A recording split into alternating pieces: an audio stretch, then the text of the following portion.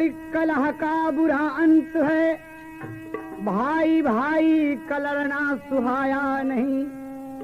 धन और वैभव की लेकर प्रबल लालसा, जो भी भाई लड़ा पार पाया नहीं। द्वापर युग हस्तिनापुर में 100 भाई थे, कौरव के नाम से जो पुकारे गए। जीत रणभूमि में सत्य की हो गई। 100 के 100 भाई सब रण में मारे गए।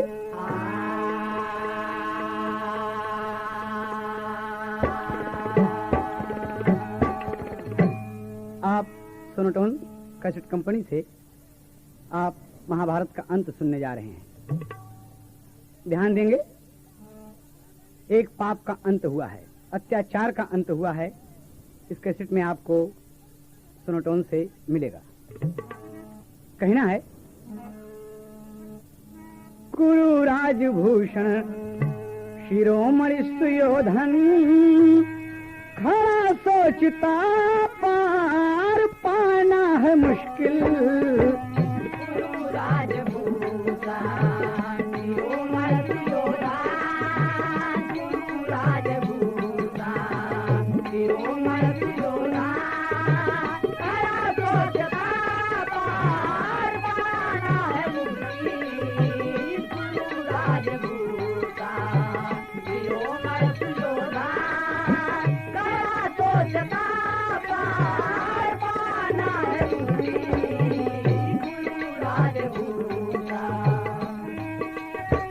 कुरु राजभूषण शिरोमणि सुयोधन, खड़ा सोचता पार पाना है मुश्किल।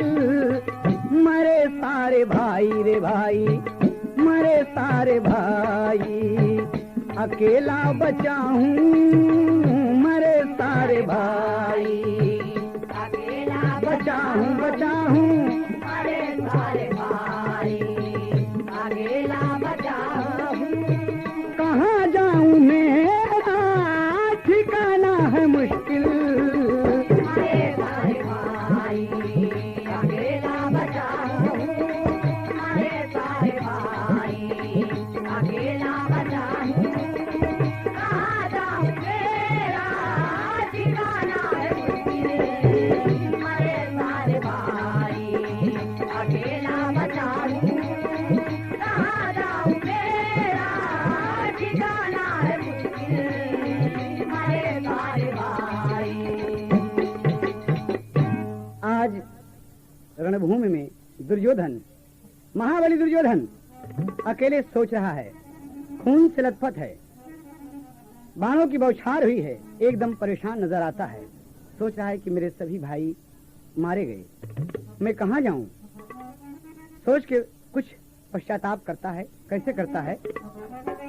भीष्म गुरु द्रोण कर्ण अंगराज मारे गए, मौत के घाट वीर शल्य भी उतारे गए। सो गए काल की गोदी में शकुनी मामा है, बचे कृत बर्मा कृपाचार्य अश्वत्थामा है। हाथ मल मल के खड़ा सोचता दुर्योधन है, घोर संकट में पड़ा आज मेरा जीवन है। लहू की सरिता बह चली है, कोई पार लगा। लहू की सरिता बह चली है, कोई पार लगा। लहू की सरिता बह चली है, कोई पार लगा। हाय कुरुक्षेत्र में लाशों का है अंबार लगा। हाय कुरुक्षेत्र में लाशों का है अंबार लगा। कुरुक्षेत्र में लाशों का है अंबार लगा। कुरुक्षेत्र में लाशों का है अंबार लगा। हाय कुरुक्षेत्र में लाशों का है अंबार लगा। हर तरफ खून की नदियां मिले न बाट उसे, एक मुर्दे पर चढ़ गया समझ कर काट उसे। खून से लथपथ है दुर्योधन गजब ढाया है, आज नरकेशरी पिता के पास आया है। अंधे धृतराष्ट्र दशा देखे पुत्र प्यारा है, जान के लाले पड़े फिरता मारा मारा है। कहा धृतराष्ट्र से कैसे मेरा सम्मान बचे,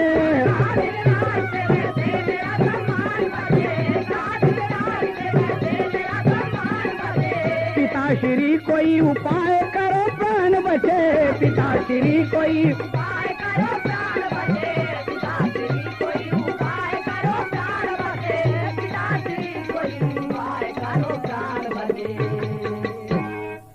भागते भागते खून से रथ पर दुर्योधन, महाबली दुर्योधन परेशान होकर आज अपने अंधे पिताजी के पास आया है और पिताजी के चरणों में प्रणाम करके कहता है कि पिताश्री मेरे प्राण संकट में हैं, मेरी जान बचाओ।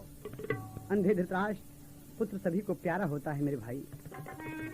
दुर्योधन को देख रहे हैं और अपनी अंधी आंखों से रोने लगे और क्या कहते हैं कि मेरे पास तो कोई चारा नहीं है बेटे दुर्योधन, लेकिन तुम्हारी जिद तुम्हें खा गई दुर्योधन। खा? हाँ पिताश्री। और धृतराष्ट्र जी क्या कहते हैं? बोले पिताश्री सुनो बात मेरी, खत्म हो गई जिंदगी बेटे तेरी,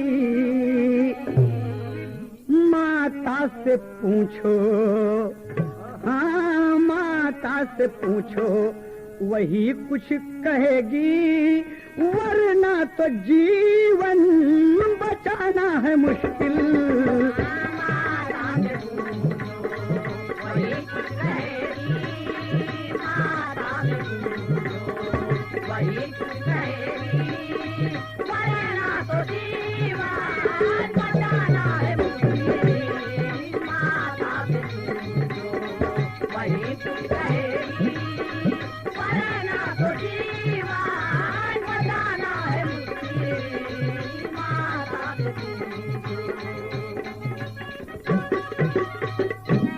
ध्यान दीजिए आप सब, ये दुर्योधन सोच रहा है। धृतराष्ट्र ने बताया कि बेटे अपनी माँ के पास जाओ, अपनी माँ से पूछो और उसे से कहो कि माँ मेरे प्राण कैसे बचेंगे। दुर्योधन परेशान हुआ, रोता हुआ आया है। कवि को टेरी का भाव देना पड़ा। एक पत्ती पर मास्टर। हाँ लहू के रंग में डूबी मेदनी, अरे लहू के रंग में डूबी मेदनी, अरे कंपित तीन लोक भय कुरुक्षेत्र के जंग में, लहू के रंग में डूबी मेदनी।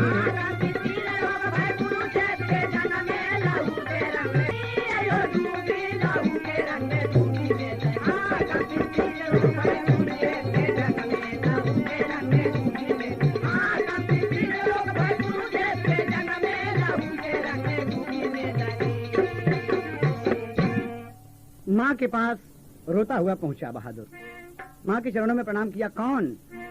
माँ मैं तुम्हारा दुर्योधन हूँ। अरे दुर्योधन तू आज आया है मेरे पास?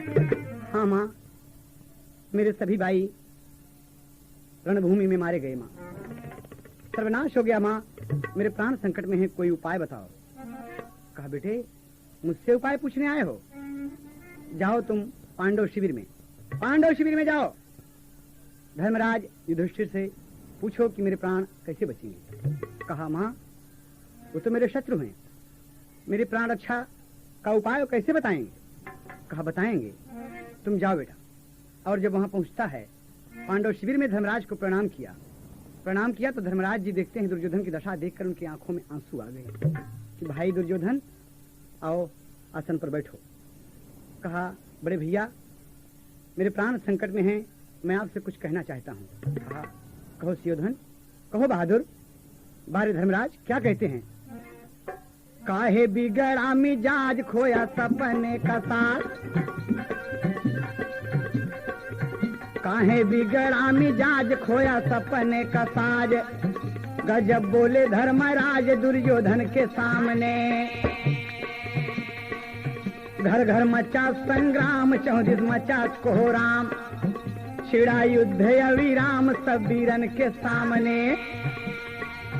जाओ गंधारी के पास झट से बोल पड़े खास, टूटे ना जीवन की आस जा भवन के सामने।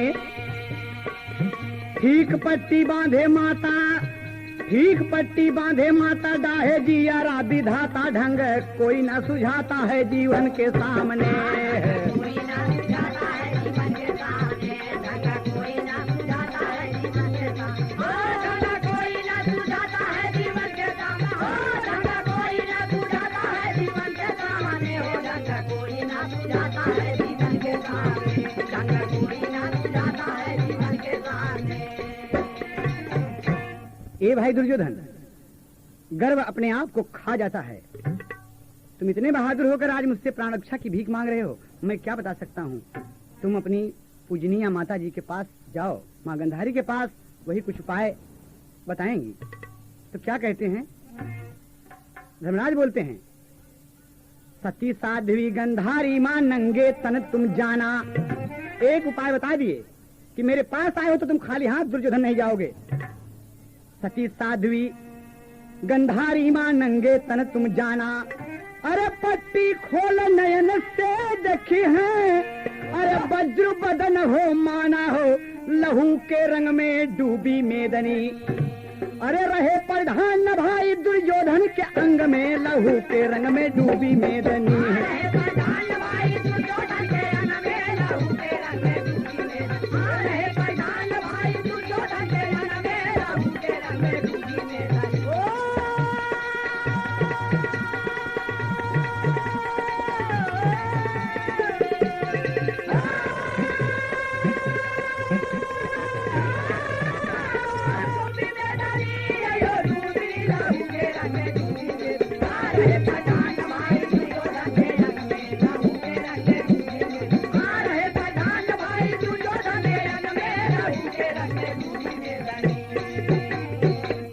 याद रहे दुर्योधन, तुम्हारे बदन पर वस्त्र नहीं होना चाहिए, एकदम नंगी बदन तुम अपनी माँ के पास जाओ। कहा जो आज्ञा बड़े भैया। और चल दिया बाबूजी। आज रास्ते में ही सब कपड़ा अपन उतार के फेंक के एकदम नंगा तनंगा हो गया, एकदम हो गया। इतना बड़ा बहादुर आज प्राण बचाने के लिए अपने आप को नंगा कर दिया। कहना है मेरे भाई, जैसे धर्मराज बतलाए, जैसे धर्मराज बतलाए, वैसे दुर्योधन कहनाए। सारा वस्त्र बहाए आए गंधारी के सामने, सारा वस्त्र बहाए धाए गंधारी के सामने। एकदम नंगी रहा शरीर राह में मिल गई ले यदुवीर, एकदम नंगी रहा शरीर राह में मिल गई ले यदुवीर। नंगा भया कसत रणधीर बनवारी के सामने। बताए दुर्योधन सब राज कृष्ण जी कहाँ लगाई ना लाज। नंगी बदन आज तू जैव्या महतारी के सामने। अपने गुप्त अंग को ढांप नहीं जाए, तीन लोग है कांप रस्ता नाप श्राप दे दे ही बलधारी के सामने।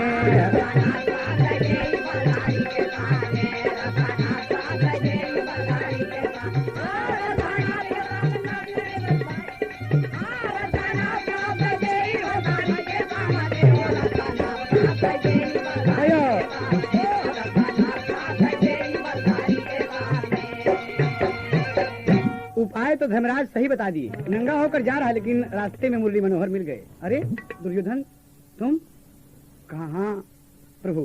कहा अरे रे माँ के सामने तुम जा रहे हो और नंगी बदन? अरे शर्म लगनी चाहिए, वो तुम्हारी माँ है, आदर से जिसे देखा जाता है, जो पूजनीय है, और तुम उनके सामने तुम नंगे होकर जाओगे? छी छी छी, माँ श्राप दे देंगी तुम्हें। कहा फिर हम क्या करें? धर्मराज तो ऐसा कहा, धर्मराज तो तुम्हारे शत्रु है ना, मैं जो बताता हूँ वो करो। कहा बोलिए। कहा अपने बदन पर जो आपका गुप्त अंग है, कम से कम उस पर तो कुछ कपड़े वगैरह आप किसी चीज से ढक लो। कहा कोई बात नहीं, आप ठीक कह रहे हैं कि धर्मराज मुझे बेइज्जत करना चाहते हैं। ये बात उसके मन में आई और कृष्ण की बात मान गया। भगवान समझा दिए। क्या कहते हैं पुराण में है, कृष्ण की बात मान दुर्योधन तन पे लपेटा पात। अरे पट्टी खोल गंधारी देखली, अरे दुर्योधन के गात हो, लहू के रंग में डूबी मेदनी। अरे बेटवा घात कई गए मदन मुरारी संग में, लहू के रंग में डूबी मेदनी।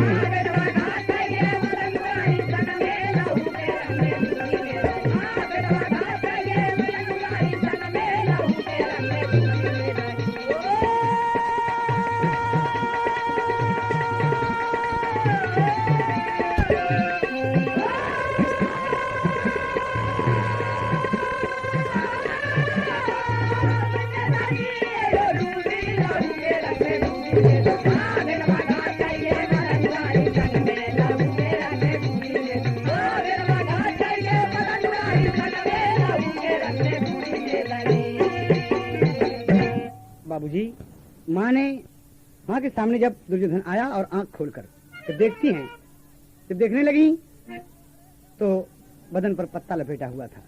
वही गंधारी रो दिया और कहने लगी कि जा दुर्योधन, तार्ज है, बाबा बाबा ये बाबा,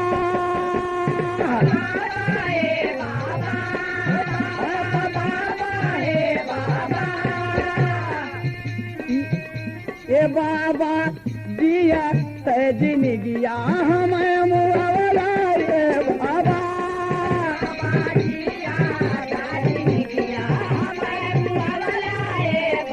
बहुत लगे।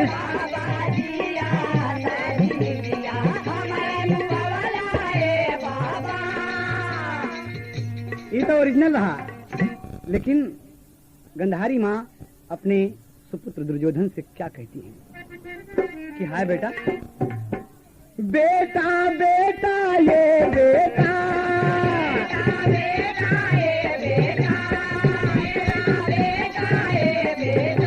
ये बेटा यापन तनवा काहे काशी पहिल्या, ये बेटा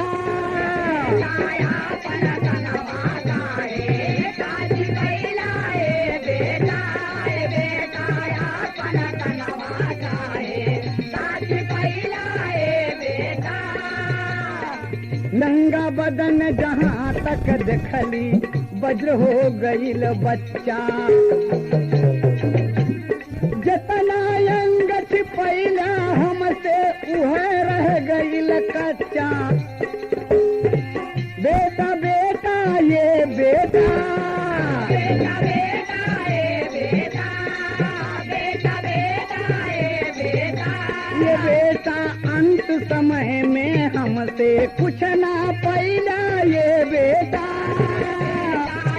समय में हमसे कुछ ना पैला, ये बेटा, ये बेटा समय में हमसे कुछ ना पैला, ये बेटा, ये बेटा अंत समय में हमसे कुछ न पैला, ये बेटा समय में हमसे कुछ न पैला, ये बेटा, ये बेटा समय में हमसे कुछ न पैला, ये बेटा। जाओ दुर्योधन, आज मैंने आंख की पट्टी तुम्हारे लिए खोला। अगर आज तुम संपूर्ण बदन तुम्हारी नंगी होती तो आज तुम वज्र के हो जाते, और जहां तक मेरी नजर पड़ी है तुम्हारे नंगे जिस्म को मैंने देखा है वो वज्र हो गया दुर्योधन, लेकिन जहां तक तुम पत्ता लपेटे हो कच्चा रह गया। ध्यान रहे, जाओ मेरे पुत्र जाओ। माँ ने आशीर्वाद दिया, दुर्योधन पछताने लगा। माँ के शीश नवाकर अंतिम चरण स्पर्श करके आज कुरुक्षेत्र की तरफ जान बचाकर भागा जा रहा है बाबूजी, और नदी किनारे पहुंचता है। लहू की सरिता बह रही है, उसी के किनारे पहुंचता है। मुर्दे को देखा, लकड़ी समझकर उस पर बैठ गया, और जब पार उतर गया उस तरफ तो सोच रहा है बाबूजी, सोच रहा है कि इसको यहीं रख दूं, शायद फिर जरूरत पड़े। और जैसे लकड़ी समझकर मुर्दे को खींचता है तो देखा तो उसका पुत्र लक्ष्मण था बाबूजी, दुर्योधन का पुत्र लक्ष्मण था। हृदय त्राहि त्राहि करने लगा, दुर्योधन रोने लगा और क्या कहता है कि विधाता सब कुछ सर्वनाश हो गया, इस युद्ध में, इस महाभारत में सब कुछ चला गया मेरा। और अपने बेटे को प्रवाहित कैसे करता है बाबूजी। दुर्योधन सोचे बिल खाई, बंधु सखायर पुत्र गवाई, पूत कपूत सपूत हमारे, मरत बार मोहि पार उतारे, मरत बार मोहि पार उतारे, मरत बार मोहि पार उतारे। बाबूजी, दुर्योधन आज अपने पुत्र को लांजल देकर प्रवाहित कर दिया खून की सरिता में, और रोता हुआ दुर्योधन जान के लाले पड़े हुए हैं। बेटा लक्ष्मण का मुंह चूम लिया कि मेरे लाल, तुमने मर आखिरी वक्त में मेरा साथ दिया मेरे मुन्ना। रोता हुआ दुर्योधन जाता है प्रवाहित करके और जाकर व्यास सरोवर में छिप गया बाबूजी। इतना बड़ा बहादुर दुर्योधन जो अपने आप को पूरे महाभारत में विजयी कहलाने का सपना देखता था, आज वह दुर्योधन परेशान है और जाकर व्यास सरोवर में छिप गया। इतने बाण लगे हैं, इतना थका हुआ है युद्ध से कि परेशान है, रो रहा है, बैठ गया वहीं पर व्यास सरोवर में। और इस तरफ से पांडव खोजने लगे खोजने सब, मुरली मनोहर साथ में, कि दुर्योधन अकेला वीर बचा है, 100 भाई में 99 मारे गए और एक दुर्योधन बचा है, कहाँ है? खोज रहे हैं, खोजते खोजते कोई पता नहीं लगता बाबूजी। व्यास सरोवर के करीब जब पहुंचते हैं तो कहा गया है कि दुर्योधन के पांव में चक्र था बाबूजी, चक्रवर्ती राजा था, चक्र का निशान था। इसलिए कृष्ण जी बताए कि इसी रास्ते से दुर्योधन गया है। लेकिन कहीं कहीं कहा गया है कि कुछ शिकारी लोग से जब पूछा गया तो शिकारी लोग बताए कि हाँ, एक बहादुर इसी सरोवर में जाकर छिपा हुआ है। और वहां पर पहुंचते तो धर्म जी क्या कहते हैं, व्यास सरोवर के करीब पहुंचकर धर्मराज युधिष्ठिर ललकार खड़े हुए कि उठो दुर्योधन, अपने आप को महाबली कहलाने वाले गदा युद्ध के पारंगत वीर, उठो। और ललकार के क्या कहते बाबू सर, जब पापड़ में मस्त पत्ती बढ़ के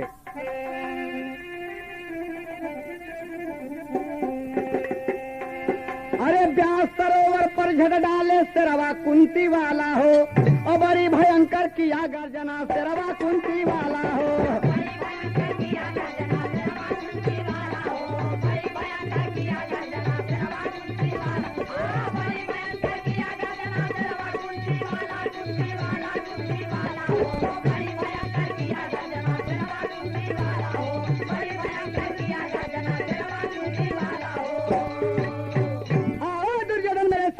और क्या कहता है, कबटी कुटिल कमीना कायर बना कलमुहा राजा रे, माँ ने दूध पिलाया है तो मेरे सामने आ जा रे।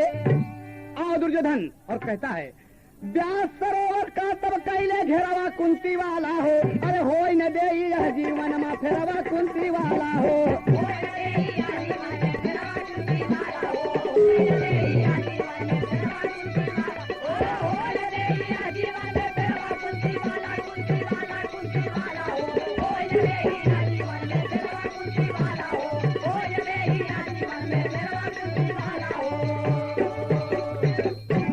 ललकार रहा है कि आज तुम्हें मैं ललकार रहा हूँ, तो जब निकलो बाहर आओ, और तुम इसमें छिपे हो कायरों के तरीके से मुंह छिपा कर इसमें न बैठो, निकल बाहर।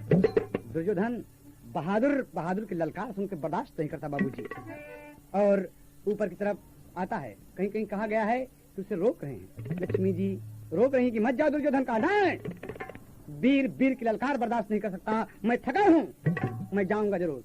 और बाबूजी दुर्योधन व्यास सरोवर से ऊपर आ रहा है, कहना पड़ा अरे पहन चली 3 रंग की चोली, पहन चली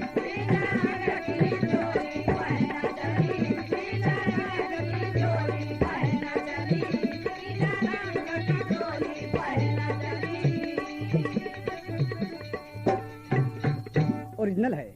लेकिन बाबूजी अरे उछल पड़ा, हाँ उछल पड़ा, अरे सुन के धर्म की बोली, उछल पड़ा सुन के धर्म की बोली।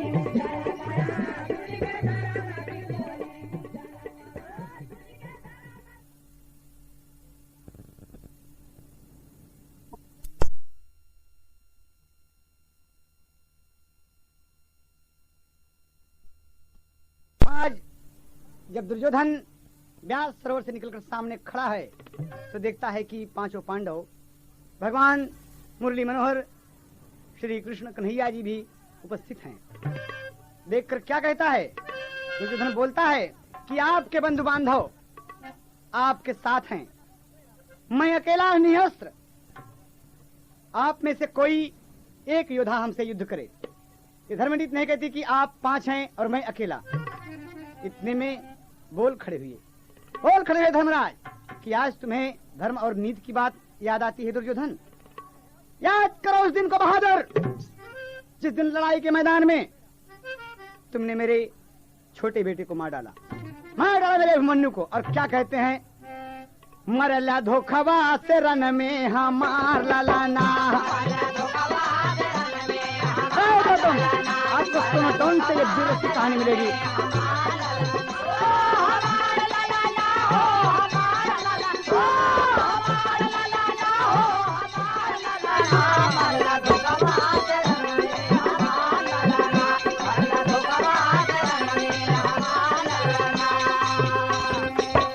सातों महारथी मारा अभिमन्यु के जब ना हथियार। अरे हम के धर्म और नीति बतौला हट जा रे गद्दार, हमारे अग्नि लागे तन में हमार ललना।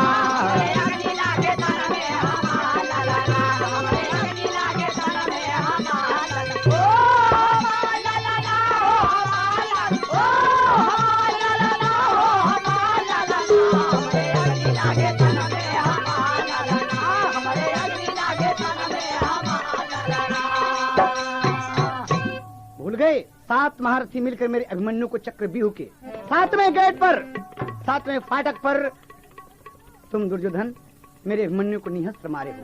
जब मेरा इकलौता बेटा, मेरे बेटे के पास कोई हथियार नहीं था दुर्योधन, मेरा अभिमन्यु तुम्हें चाचा चाचा करके तुम्हारी गोद में बैठा और जयद्रथ से तुमने गदा का प्रहार करवा दिया।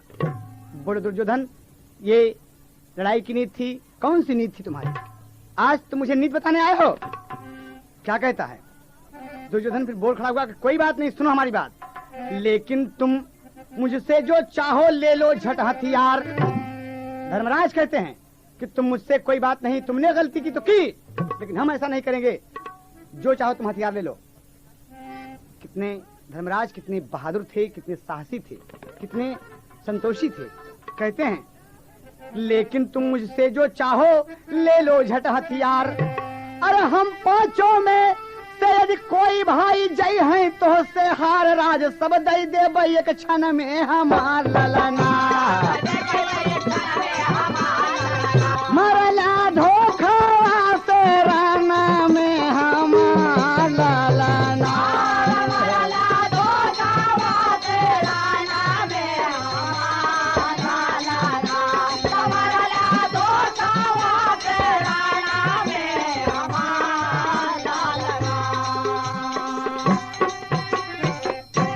हम 5 भाई हैं, जिससे भी चाहो तुम युद्ध कर लो। अगर मेरा कोई भाई तुमसे हार जाता है दुर्योधन तो सारा राजपाट में तुम्हें दे दूंगा। आज अकेले अकेले की लड़ाई है। बोलो। तब तक कन्हैया बोल खड़े हुए कि ना ना ना ना, तू तो धर्मराज धर्म है, बिल्कुल एकदम लोला रह गया। अरे ये सब गड़बड़ कर देगा, अगर तुझसे लड़ाई करी तो धर्म पे चल जाएगा, तो ये सब दुर्योधन से लड़ेंगे? नहीं लड़ेंगे। कहा, बोली फिर क्या कहे? कहा आपसे लड़ाई होगी अकेले, जो चाहो हथियार ले लो।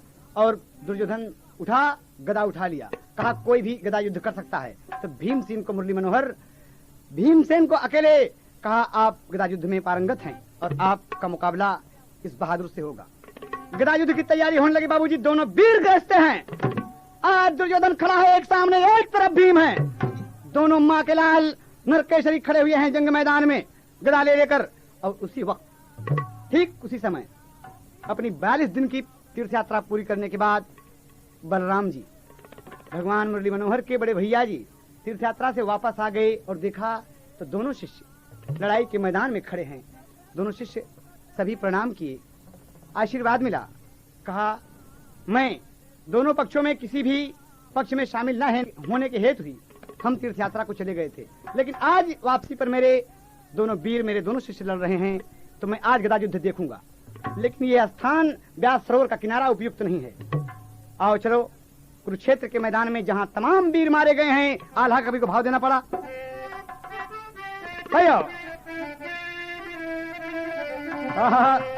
अरे सब बलराम जी के मानी गईले बतिया भैया।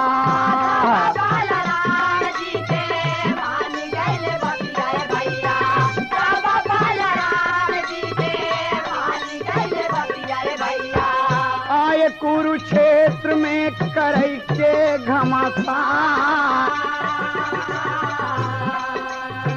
भीम दुर्योधन दुई नऊ जैसे माता वाले हाथी।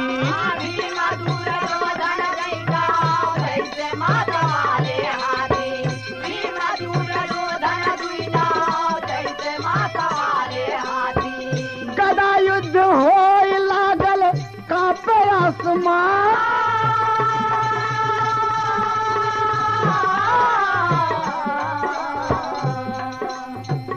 ऐसी भयंकर मार कैले दूरी जो धन वीरवा। ऐसी भयंकर मारा कैले दूर जो धन वीरवा। ऐसी भयंकर मारा कैले दूर जो धन वीरवा। भीम का लगत नाही रन में ठिकान। बाबूजी भीमसेन परेशान है। मल्ल युद्ध, गदा युद्ध, लड़ाई पे लड़ाई। दुर्योधन बांका बहादुर आज भीम का छक्का छोड़ा दे रहा है। भीम परेशान हो रहे हैं, बार बार गिर रहे हैं। उठ! ललकारता है बाबूजी। तो अर्जुन कहने लगे, धर्मराज कहने लगे, मुरली मनोहर कुछ करो, भीम को लग रहा है कि भीम हमारे मारे जाएंगे। तो भगवान क्या कहते हैं कि आप परेशान ना होइए, आप परेशान नहीं है, मैं समझ रहा हूँ। कहे गदा गदा पे जब मारे भीम अखाड़ावा में।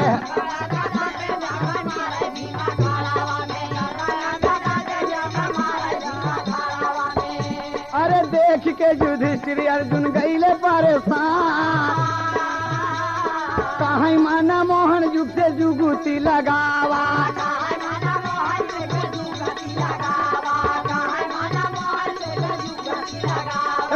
कहीं मना मोहन कौनो युगुती लगावा।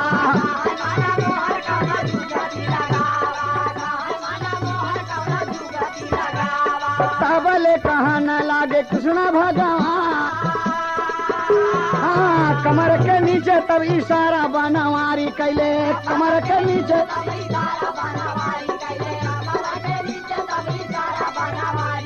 जहाँ हुए कच्चा मारा गदा श्री माँ।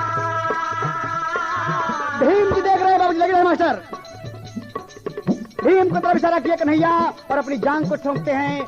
यही इतना आसान कच्चा है भीम, वरना तुम दुर्योधन से पार नहीं पा सकते हो बहादुर। और इशारा समझ गए। आज यहाँ भी धोखेबाजी हो गई। देखिए धोखा शब्द, धोखा महाभारत में पूरे कौरवों की तरफ से शुरू हुआ बाबूजी, और आज पांडवों ने भी धोखा दे ही दिया, वो भी मुरली मनोहर जी। इशारा कर दिया कि मार इसी जांग पर, और समझ गए। भीम उठाया गदा, स्थान खाली मिला बाबूजी।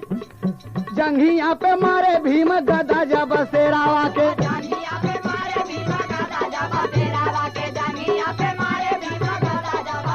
अरे जंगी यहाँ पे मारे भीम गदा जब शेरावा के। टूटी गई टंगरिया धरती उतार।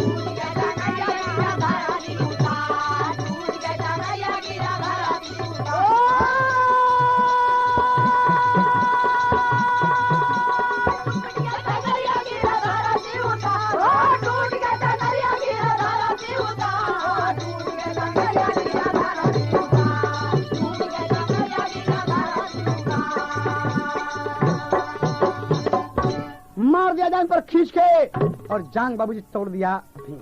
हाय हाय हाय हाय। माँ गंधारी की बात सच निकली। वही उतना स्थान कच्चा था, उसके जो गुप्त अंग थे बाबूजी जांग के नीचे।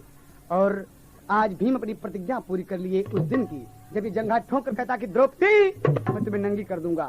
तो आज द्रौपदी के अपमान का भी बदलाव पूरा हुआ बाबूजी। भीमसेन की प्रतिज्ञा भी पूरी हुई, तोड़ दिया। और गदा युद्ध के आचार्य श्री बलराम जी को बड़ा क्रोध आया, बहुत क्रोध आया। एकदम खड़े हो गए गदा लेकर कि गदा युद्ध के समय, सुनो, गदा युद्ध के समय नाभि के नीचे प्रहार नहीं करना चाहिए। भीम ने नियम का उल्लंघन किया है। हल लेकर बलराम जी मारने के लिए दौड़े। मुरली मनोहर पकड़ लिए कि ना भैया ना, एक ही ताज लगा था, एक ही ताज हो, तारी है हो।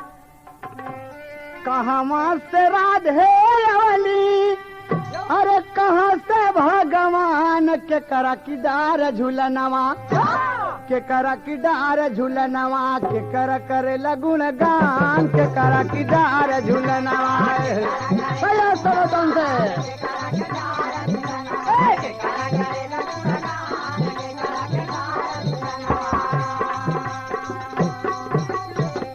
बरसाने से राधे अवली, गोकुला से भगवान, कदम की डारी झूलनवा, कदम की डारी झूलनवा, देसवा करे लगुन गान, कदम की डारी झूलनवा।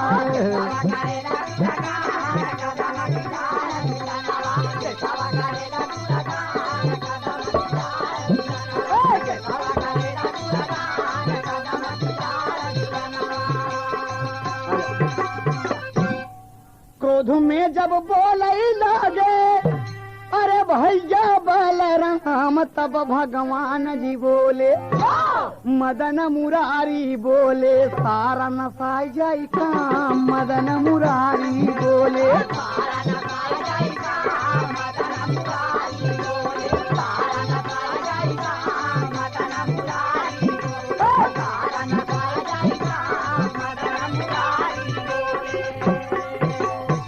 ना भैया। हमने से मेरे ये बात आई है कि पूज्य बंधु यादों से किसी भी व्यक्ति द्वारा, यादों में से किसी भी व्यक्ति द्वारा पांडवों का अहित नहीं होना चाहिए, नहीं होना चाहिए, क्योंकि पांडव हमारे आत्मीय हैं, अपने हैं। भीम ने दुर्योधन की जांग तोड़ने की प्रतिज्ञा की थी भैया, और तोड़े। बलराम क्रोधावेश में रथ पर सवार हो गए कि नियम का उल्लंघन होता है। भीम ने गलती की है, इसकी त्रुटि अक्षम्य है, ये क्षमा योग्य नहीं है। और गुस्से में मनमोहन के समझाने पर रथ पर सवार होकर द्वारकापुरी की तरफ चल दिए। द्वारकापुरी की तरफ चल दिए। एक तार देना पड़ा कवि को। तार जो वही है, अरे पियरी पहिरा दिहले, हे पियरी पहिरा लिहले, मुड़े पे मऊरवा आए चारों भैया कोहबर में।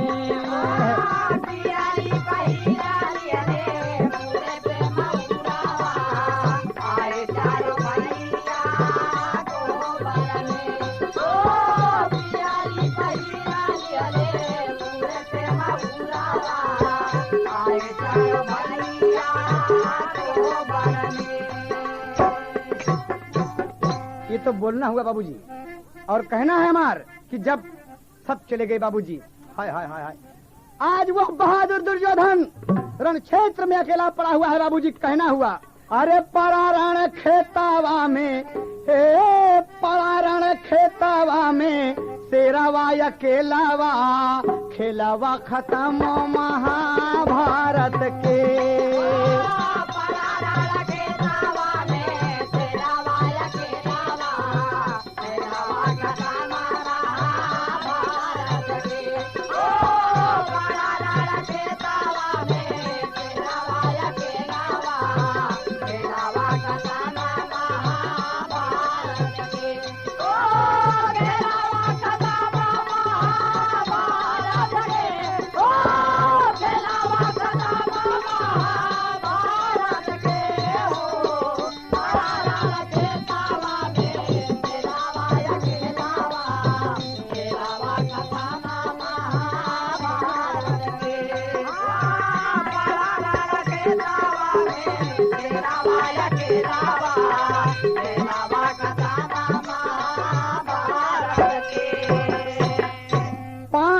खुशी से नाचे बजवा बजावे।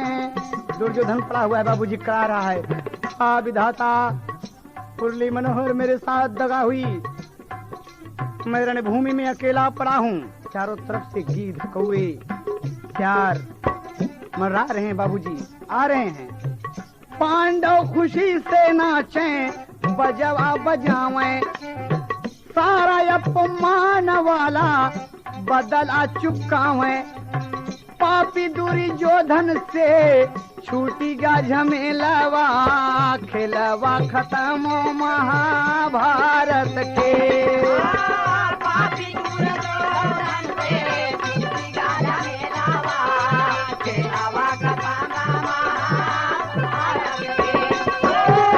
पापी दुर्योधन से छूटीगा झमेलावा, खेलवा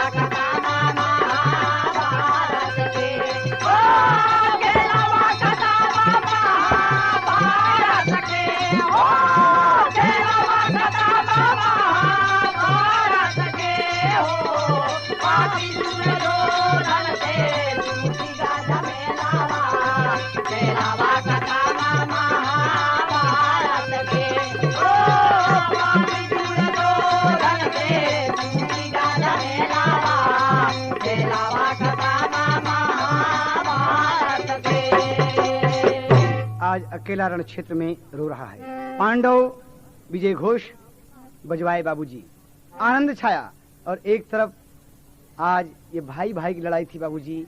एक भाई रण क्षेत्र में रो रहा है, कराह रहा है एक बहादुर, और एक तरफ आनंद छाया है। कहना है कृतुवर्मा कृपाचार्य अश्वत्थामा अइले, यही बचे हुए थे। कृतवर्मा कृपाचार्य अश्वत्थामा यानी गुरुपुत्र। अरे देख दुर्योधन जी के हंसुआ बहिले। दुर्योधन कहता है गुरुपुत्र अश्वत्थामा आचार्य कृपाचार्य जी, अरे लुटे भाई बंधु सखा, लुटे भाई बंधु सखा, गोदी का गदेलावा, खेलावा खत्म महाभारत के। लुटे भाई बंधु सखा, गोदी का गदेलावा, खेलावा खत्म महाभारत के। लुटे भाई बंधु सखा, गोदी का गदेलावा, खेलावा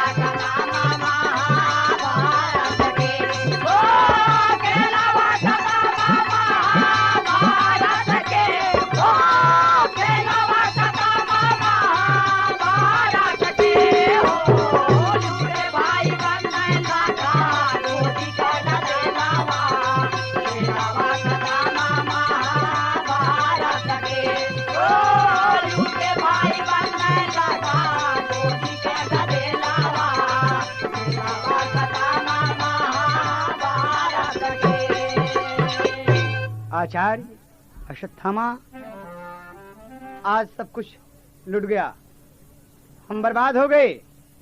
अश्वत्थामा खड़ा है और आज अश्वत्थामा को तिलक लगाकर दुर्योधन सेनापति नियुक्त करता है बाबूजी।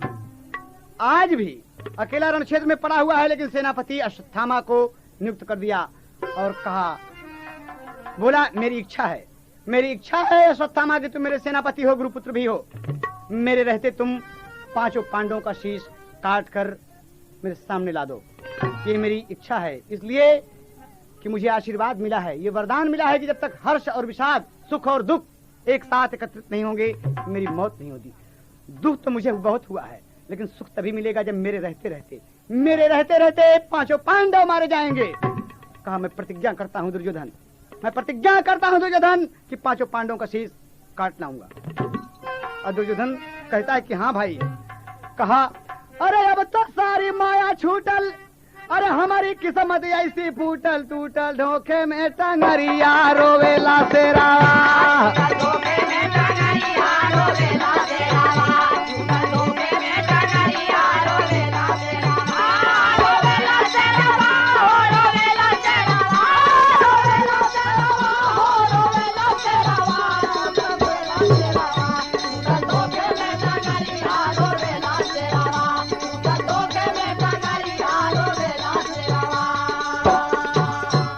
इधर चला अश्वत्थामा, पांडव का करे विनाश हो, और आधी रात में पहुंचा पापी जाए शिविर के पास हो। हम 5 पांडव का शीश काट कर लाएंगे। और चला बहादुर जाता है बाबूजी। देखिए आधी रात को पांडव के शिविर में पहुंचा। अरे आधी रात में पहुंचा पापी जाए शिविर के पास, आस से देखे भर नजरिया रोवेला शेरावा,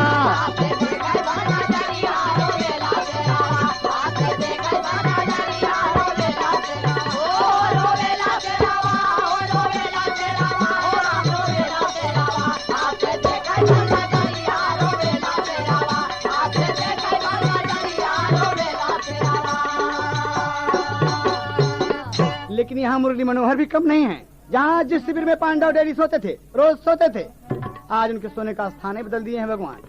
जहाँ पर पांडव सो रहे हैं वहीं पर द्रौपदी के 5 पुत्रों को सुला दिए हैं। और ये पहुंचा द्रोणाचार्य का पुत्र अश्वत्थामा, हाथ में कटार लेकर तमाम संहार करता हुआ पहुंचा शिविर में, जब 5 बच्चे सो रहे हैं बाबूजी। द्रौपदी के 5 पुत्र थे। देखिए यहीं पर धोखे से 5 बेटवन का लिहल से शीश उतारी, अरे 5 शीश उठा के चली भय खून से रंगल कटारी, घेरे कारी अंधियरिया रोवेला शेरवा। बाबूजी बदतमीजी कर गया, गद्दारी कर गया बाबूजी। आज धोखे से छोटे छोटे बच्चों की गर्दन काट कर लेकर चल दिया, हमारे खुशी में कि हम पांडव को अपने महाराज के रहते रहते, दुर्योधन के रहते रहते मार डाले। यही बात को मन में लेकर चला बाबूजी, और आके जब देखता है रणभूमि में कुरुक्षेत्र में अश्वत्थामा आया है, देख रहा है कि महाराज दुर्योधन को गीदड़ और कुत्ते घेरे हैं, गीदड़ कुत्ते घेरे खड़े हैं, हाथ में शीश लिए है और कहा, सुनिए, गुरुपुत्र का आना सुनकर दुर्योधन हर्षाया। अरे कहा कि पांचों पांडव का हमने कर दिया सफाया, लाया देखा बर नजरिया रोवेला तेरावा।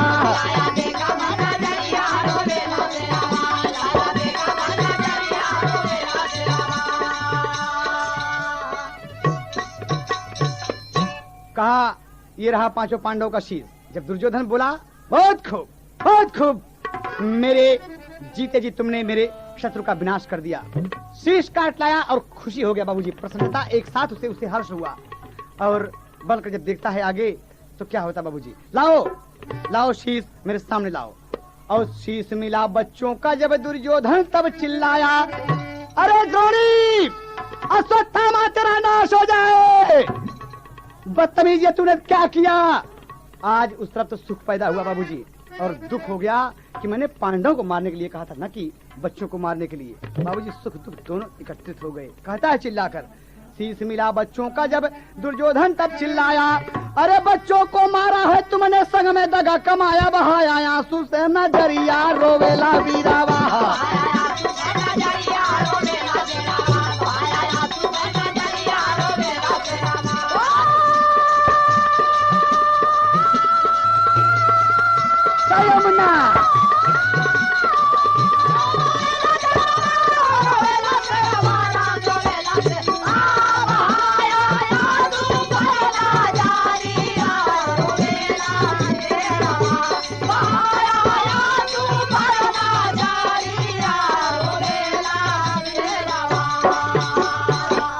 सुख तो तब हुआ कि पांडव मर गए, लेकिन बच्चे जब मरे तो दुख इकट्ठा हो गया, हर्ष और विषाद एक साथ एकत्रित हुआ बाबूजी। द्रोणी तेरा नाश हो जाए, तूने तुम छोटे छोटे बच्चों को मारकर मेरे सामने लाए, बहादुर बनते हो इसीलिए तुम मेरे सेनापति हो। बाबूजी दुर्योधन की मृत्यु का समय आ गया, हर्ष और विषाद एक साथ एकत्रित हुए, कवि को अंतिम भाव देना पड़ा। महाभारत का अंत हुआ दोस्त, दुर्योधन का वध हुआ भीम द्वारा कुरुक्षेत्र में। कहना है, अरे चला दुर्योधन कुल दिया नवा बुझाई के, ए चला दुर्योधन कुल दिया नवा बुझाई के, मौत का झूलनवा झूले गरवा लगाई के, मौत के झूलना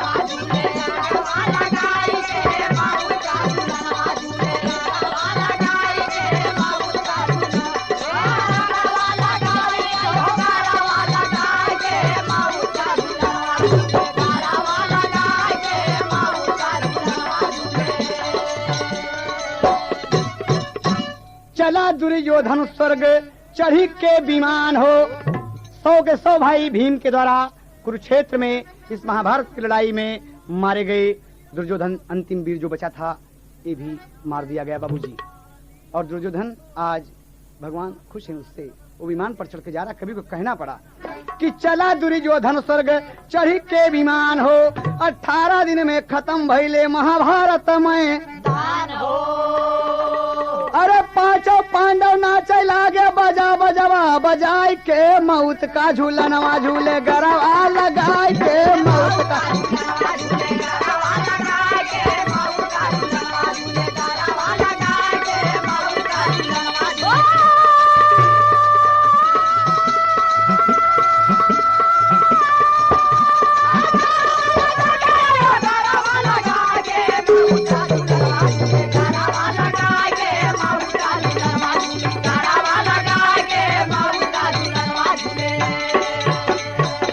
बाबूजी द्रौपदी की प्रतिज्ञा पूरी, भीम जी की आन हो, और आजा भय युधिष्ठिर हंसे कृष्ण भगवान हो। मुरली मनोहर हंस दिए। अरे धृतराष्ट्र गंधारी रोमय सुआ बहाई के, मौत का झूलनवा झूला गरबा लगाई के।